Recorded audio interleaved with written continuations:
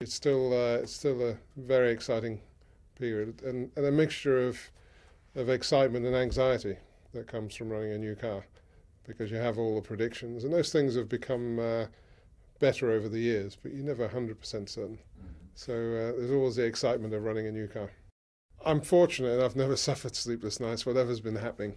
It causes, a new car always causes long nights, because like now we're testing and I'll be here till quite late, and some of the engineers even later, so it causes long nights, but I do always manage to sleep properly. So but say the excitement and anxiety and making sure you can extract the most from what you've got. These next few days are very important. We've tested in isolation, which is always difficult, but we're reasonably encouraged by what we've seen. But you know, half a second one way or the other is what makes the difference in Formula One. So until we get to Melbourne, we won't know the true picture. But you get a feeling, you get an impression, you get a feeling if you're in a stronger group or if you've got to catch up. So you know, the impressions so far are positive, but this week in Barcelona we're going to have the first comparisons with other teams, but yeah, relatively positive.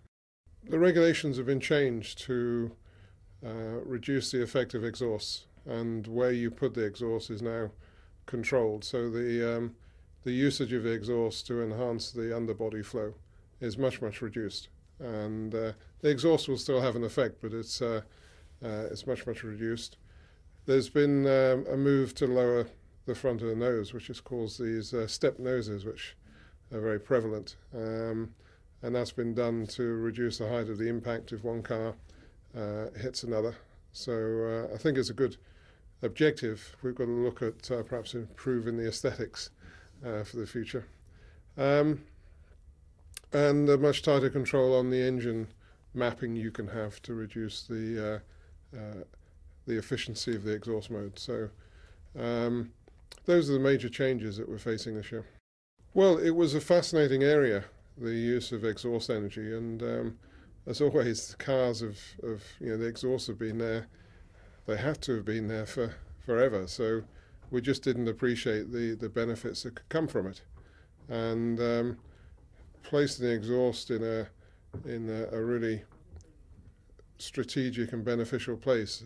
But more importantly, then understanding how we could use the engine to provide a constant thrust of the exhaust. So, you know, even when we were off the throttle, we were providing thrust to the exhaust. So there was no power being generated by the engine, but we were getting the exhaust gas passing through. So, as always in Formula One, we grab hold of a concept and we exploit it to beyond its maximum.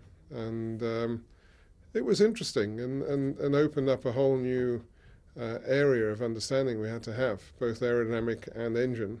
And as one team, as Mercedes, we had that benefit of being an engine manufacturer and designer and a chassis manufacturer and designer, so that enabled us to bring both those strengths together to get the most from it. Well, we're still getting a bit of performance from the exhaust with the new car. Nothing like was achieved with the last year's regulations and last year's concept. But there's once you learn something, once you discover something, you don't uninvent it. So all of the engineers, all of the designers in Formula One have been looking at how they can still retain some of the performance, but it's far reduced to what we had last year. And I think most people in designing their new cars would be quite happy if they were able to achieve the overall performance that they achieved last year. We were testing in Jerez with the 2011 car, and it looked to be the most consistent and fastest car there in 2011 specs. All the new 2012 cars were a bit behind that. So I think anyone who's doing their new 2012 car is able to get close to what they achieved in 2011 is doing a very good job.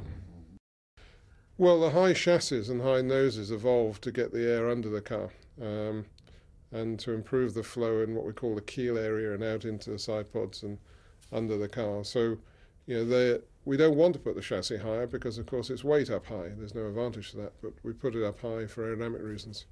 So when the nose was brought down low, we wanted to try and see how we could retain some of the advantage that we had with the high chassis.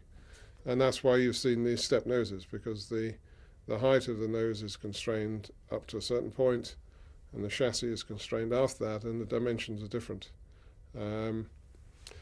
This extra height for the chassis was retained because there were a few teams who said maybe we want to carry on with our 2011 chassis, and because we want to carry on with our 2011 chassis, we want to be able to match the new nose up to it. So the FIA agreed, at least for now, to let that pass. But I think I doubt, quite frankly, whether there's going to be many people who've carried over their chassis from last year. So I think it may be a detail that will improve in the future. We must move forward. We must, we've had 2 seasons of 4th in the World Championship, and that's not good enough. So we must move forward. Whether we achieve our ultimate ambition this year or next year or whenever, we've got to keep moving forward. We've got to keep the team strengthening. I say my dream would be for Michael to win again and for Nico to win his first race. So that's our ambition. That's our objective. A championship is made up of many things, and we will take that opportunity if we have a chance of winning a championship. But you never know. You never know how strong the opposition are. You never know how good a job you've done. We'll know a little bit more from this testing over the next few weeks.